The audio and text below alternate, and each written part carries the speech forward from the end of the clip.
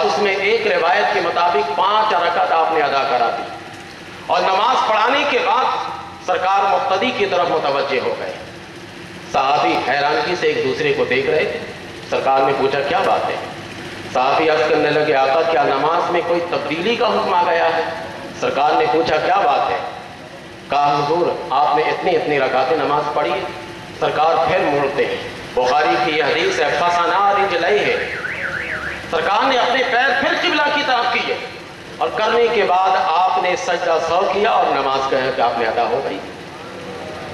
نماز کی حالت میں نبی کریم صلی اللہ علیہ وسلم صحابی سے بات کر رہے ہیں، اور صحابی نماز کی حالت میں سرکار سے بات کر رہے ہیں۔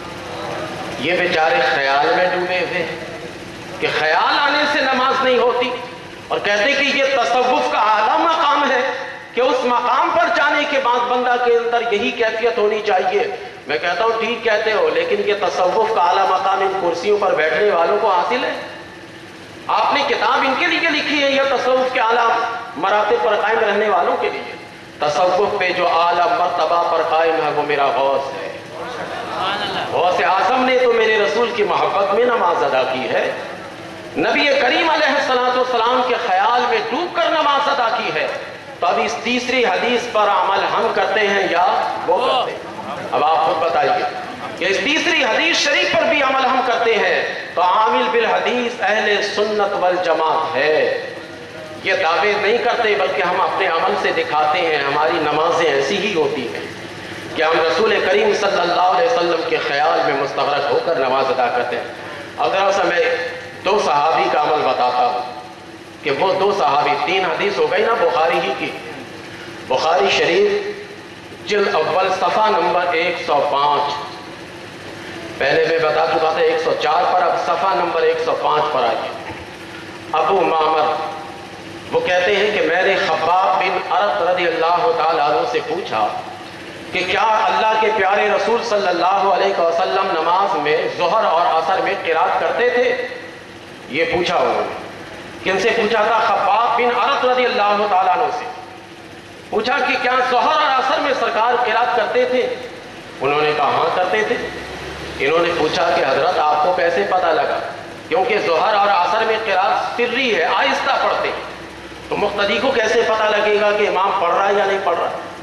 امام خاموش کھڑا بھی رہے تو آپ کو کیا پتا کہ ظہر میں امام قرات کر رہا ہے یا نہیں کر رہا ہے، عصر میں امام قرات کر رہا ہے یا نہیں کر رہا، آپ کو کیا پتا چلے گا؟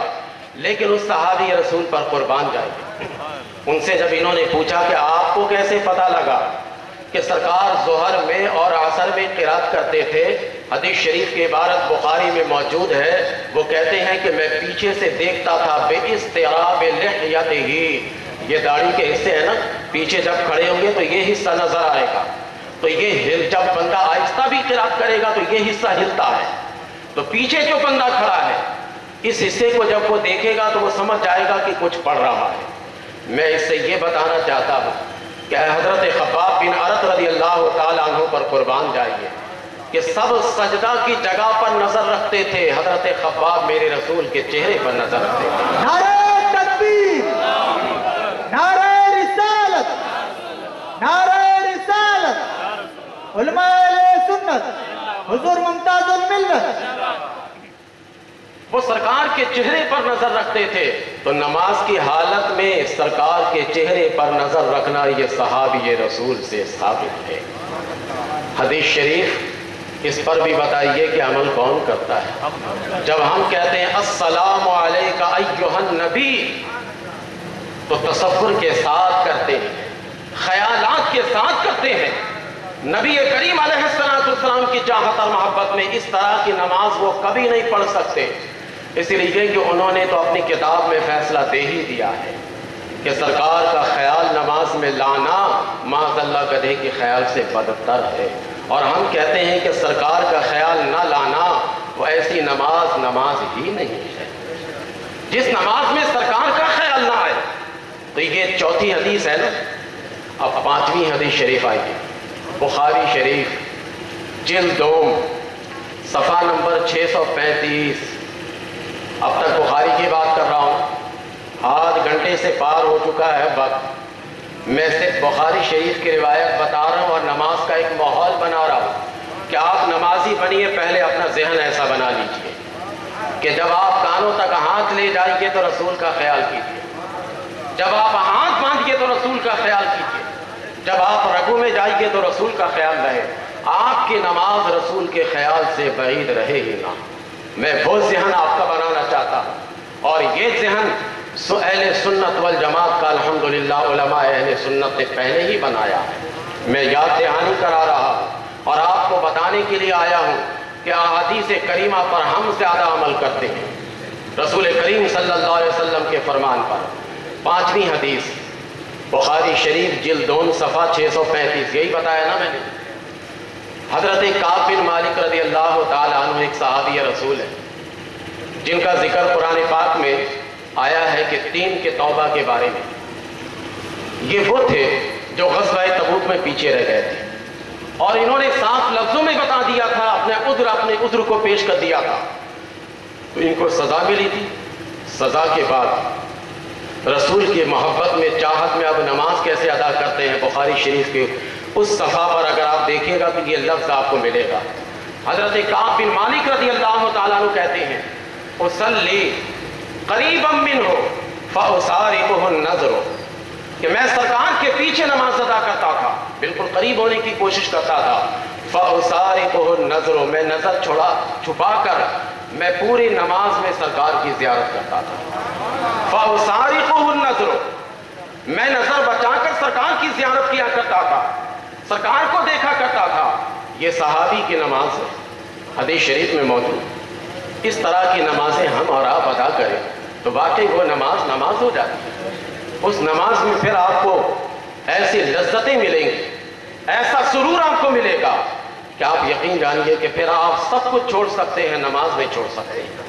اور ہمارے یہاں یہ ماحول ہے، اگر آپ کو شک ہو تو آپ ابو بکر صدیق مسجد کے مقتدیوں کو گنتی کیجئے انگلیوں پر، اور جن کا یہ دعویٰ ہے کہ ہم حدیث پر عمل کرتے ہیں، ان کے یہاں کے مقتدی کو گنتی کیجئے۔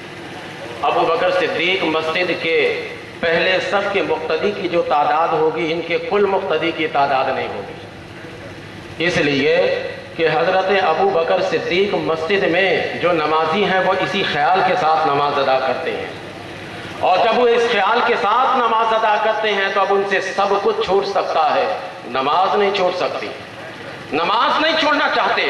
اب یہ 5 احادیث کریمہ سے جب آپ نے اپنا خیال صاف کر لیا تو اب آئیے نماز کی طرف۔ اب آئیے آپ کو میں نماز کا طریقہ بتاتا ہوں، وہ بھی کہ حدیث شریف پر عمل کون کرتا ہے۔ 5 حدیث تو کافی ہے نا آپ کے لیے، کیونکہ وقت زیادہ ہو جائے گا، میں اس کا خیال کر رہا ہوں۔ 11:45 بجے میں بیٹھا ہوں، 1 گھنٹہ میں آپ کا لوں گا، اور ضمناً کچھ وقت زیادہ لگ جائے تو کوئی اس میں بعید بھی نہیں، آپ تو دیں گے نا اتنا وقت، ضمناً کوئی وقت لگ جائے تو۔ اب آئیے، جب یہ خیال آپ نے پاکیزہ کر لیا، آپ نے یہ سمجھ لیا کہ نماز کس طرح سے ادا کرنی چاہیے، نماز میں بچوں کا خیال نہیں آنا چاہیے، نماز میں دیگر چیزوں کا خیال نہیں آنا چاہیے، نماز میں اگر خیال ہو تو نبی آخر الزمان صلی اللہ علیہ وسلم کا ہو، جس نے ہمیں نماز دی ہے انہی کے خیال میں ہم نماز ادا کریں گے۔ جب یہ آپ سمجھ گئے تو اب نماز پڑھنے کے لیے جب آپ آئیے گا تو سب سے پہلے تکبیر تحریمہ کہیے گا، ہاتھ اٹھاتے ہیں کانوں تک، اللہ اکبر بول کر ہاتھ باندھتے ہیں۔ اس میں بھی دیکھیے حدیث پر ہم کس طرح سے عمل کرتے ہیں۔ ابو داؤد شریف صفحہ نمبر 109، سیاستہ کی کتاب ہے یہ، سیاستہ میں 6 حدیث کی جو کتابیں ہیں ان میں ابو داؤد شریف ہے، ترمذی میں بھی یہ حدیث شریف موجود ہے، لیکن میں یہاں پر ابو داؤد شریف کے حوالے سے آپ کو بتا رہا ہوں۔ صفحہ نمبر 109، ٹھیک ہے، یہ صفحہ نمبر ہے۔ حضرت براء ابن عازب رضی اللہ تعالی عنہ کہتے ہیں کہ ان رسول اللہ صلی اللہ علیہ وسلم کان اذا افتتح الصلاة رفع یدیہ الى قریب من اذنیہ ثم لا یعود۔ کہتے ہیں کہ نبی کریم علیہ السلام جب نماز ادا کرتے تھے تو تکبیر تحریمہ میں اپنے کانوں تک ہاتھ اٹھاتے تھے،